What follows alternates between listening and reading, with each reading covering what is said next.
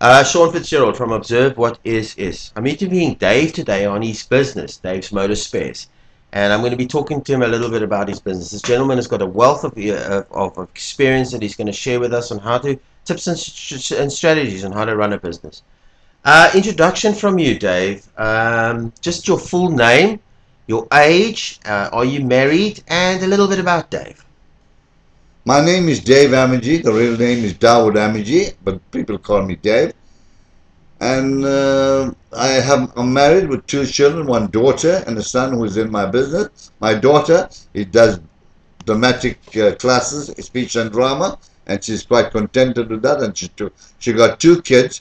One's a daughter who is a teacher, and the son is a geologist who's working for Petro South Africa in Cape Town. A very responsible job. Thank you. As far as that is concerned, I think he's in a good station. Thank you, Dave. Okay, the nature of Dave's Motor Spares. What does Dave's Motor Spares do? You being the owner of this company.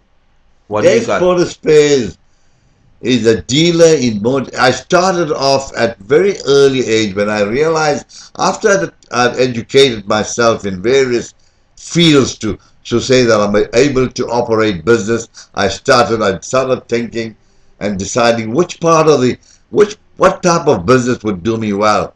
During my experience, I found that not entering the gold field, I said motor spares seemed to be the next good industry, and there I entered into the industry. I started selling cars.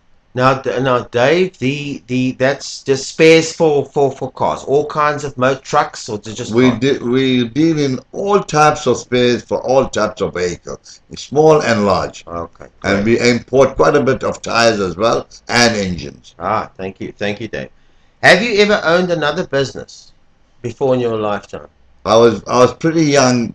While being educated, I was trying to own business, but it was the motor trade. I opened a little yard and I got cars coming in, doing a bit of repair so that I could educate myself. I spoke to, by those days we used to send a cable up to University of London that I'm interested in doing the entrance examination.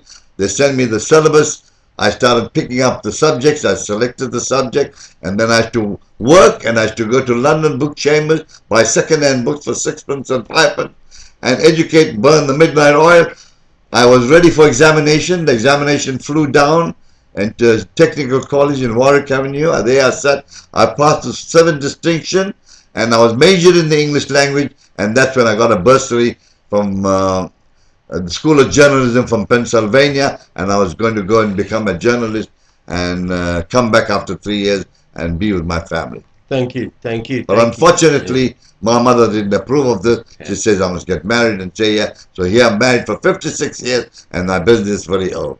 Thank you, Dave. Why did you start a business in the motor trade? I know you were involved in other business. What was the reason for you? Motor business is very lucrative, because everybody owns a car and everybody needs attention. And there's a requirement every day in a motor trade. If it's not the tires, it's an engine. It's not the engine, it's a gearbox. There's some sort of requirement by the vehicle owner. And I feel that it's more lucrative than any other business that you can think of. Now, Dave, I wanted to ask you a question. So the motor trade is a good industry to be in? It's an excellent industry. Okay. You can't go wrong. You can't go wrong in the motor trade. My advice is you can't go wrong. Anybody that goes in the motor industry on the right track, he can make money. He can be a successful dealer. We're going to ask you a little bit about that later. Okay, some of the challenges that you faced in the beginning to start Dave's Motor Spares. Some of the challenges. Can you explain some of them? Yes, we had depressions and oppressions and various things. We've had a lot of problems. We have a lot of restrictions in our lives. We had the apartheid system. We couldn't go forward. We couldn't go anywhere. We couldn't succeed in anything.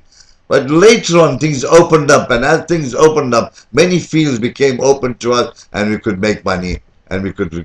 Dave, I want to ask you that question. This is a good. Just watch. This is a good. This is a good thing you brought up in the apartheid area. So now, during that era, were you still able to operate a successful business? I was able to operate because I had friends in many divisions. I was nice to people. I had people, I had policemen, magistrates, I had prosecutors who became my friend because I had the government guards right next door to my garage. They used to come and service the car, and they used to come and sit and talk to me. So as a result, I became very good friends with a lot of intelligent people, and I learned a lot in this country. It's funny when you got a need and you're good at it, how suddenly the laws sometimes will fall away for people. The information department, the info was existing at that time, and when they used to talk to me, they said, you know what, I think you're better off with us than selling motor spares. I said, what's better off? What are you going to give me? He said, we want to employ you. We want to make you a diplomat to go to Canada. So he said, would you make an appointment with my solicitor? Fair enough. So I went to the solicitor, listened to the story. I went to the solicitor. So when he started putting words in my mouth, I said, sorry, I can't take this assignment. I'm a man who creates my own decisions. If you can't let me do that, I can't work for you. And it was there and then buried. Thank you. And I became a motor spare dealer. Thank you, Dave. Thank you very much for that. All right. The benefits to you and your family of owning such a large motor spares company now. What are some of the benefits to you? Well, we've lived happily, we've successfully, we've had all things that we require.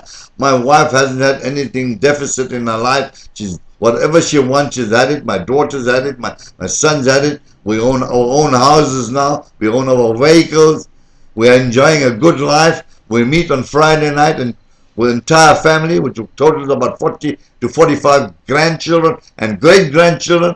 And that meeting is the wealth of the product that I've come about up to now. Well, thank you, Dave. That was brilliant. So the present benefits are large for you.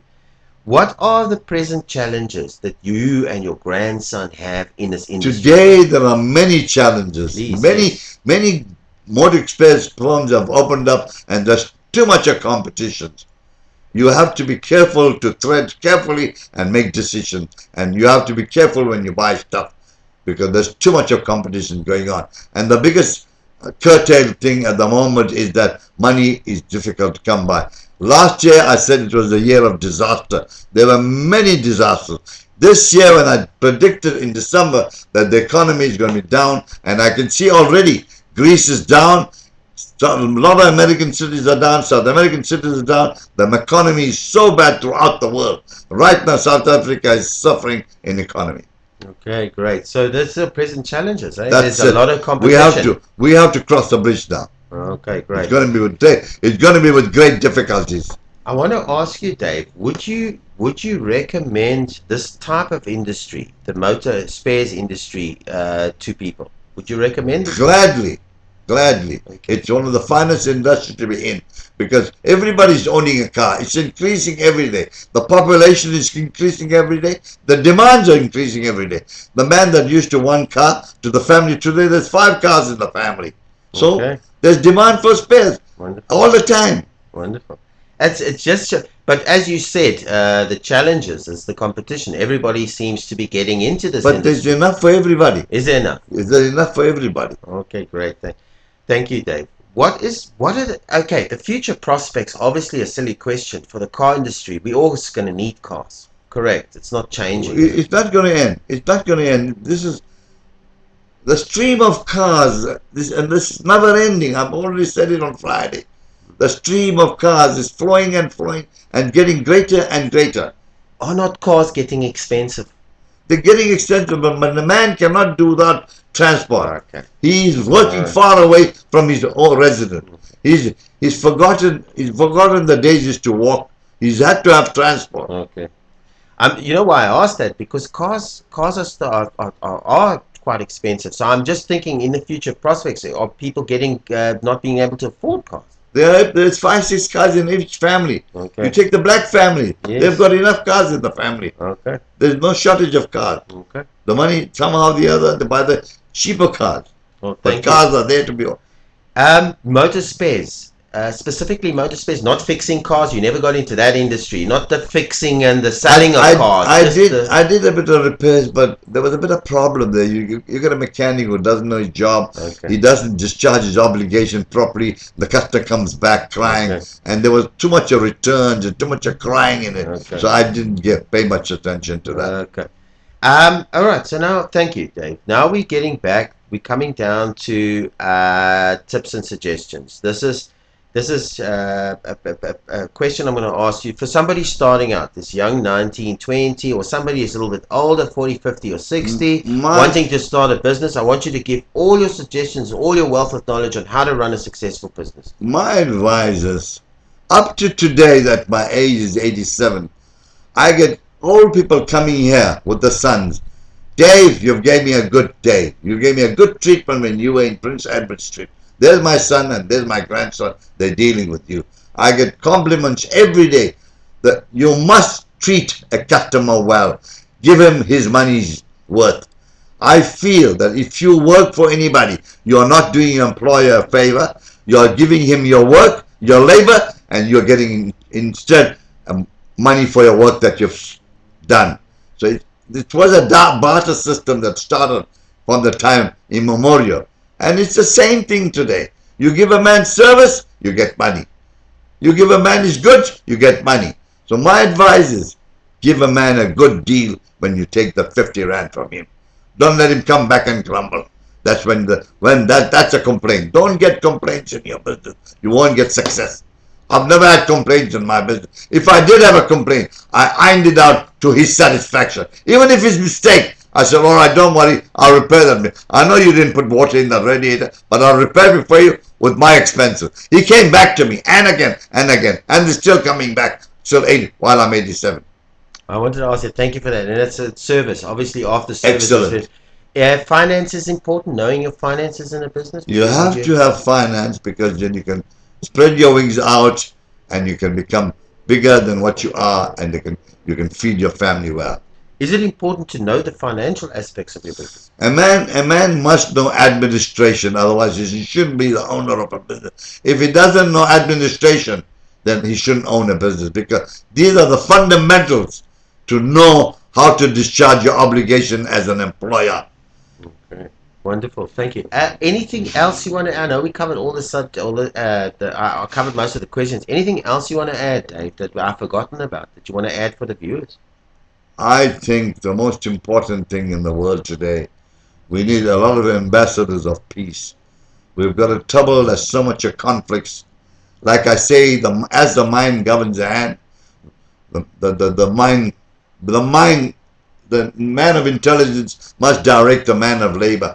If the man of intelligence knows his task, he will discharge his obligation most faithfully. But we're having a problem today because he is not educated. He hasn't got the tools of doing the work properly. So what's happening? We are being told, we are being run into endless problems in our life in various fields. There's no successes. The world is in a turmoil at the moment. Thank you, Dave.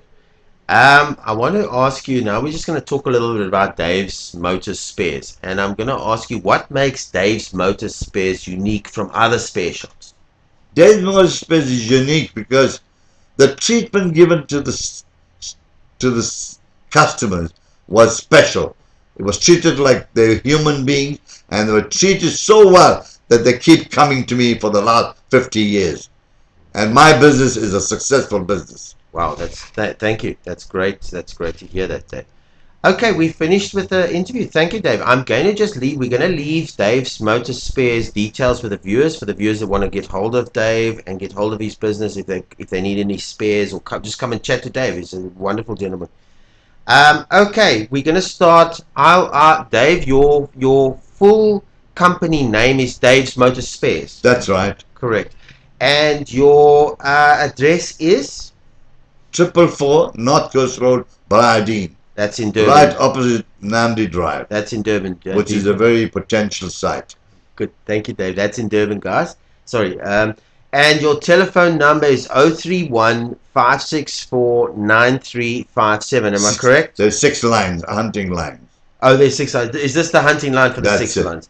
All right. And I'll just leave that number. And our phone never stopped ringing. Oh, okay. You have a res line here. What is that? You've got a telephone and a res line. Is that a residential line? Oh, no. Okay. I gave the right number. All right. Thank you. We are at the end. Please, this is Observe What Is. I just want to say thank you to Dave. Observe what is Sean Fitzgerald. Please leave your comments and suggestions, subscribe, and look forward to the videos and commenters, and give us some input onto that. Thank you very much. Cheers.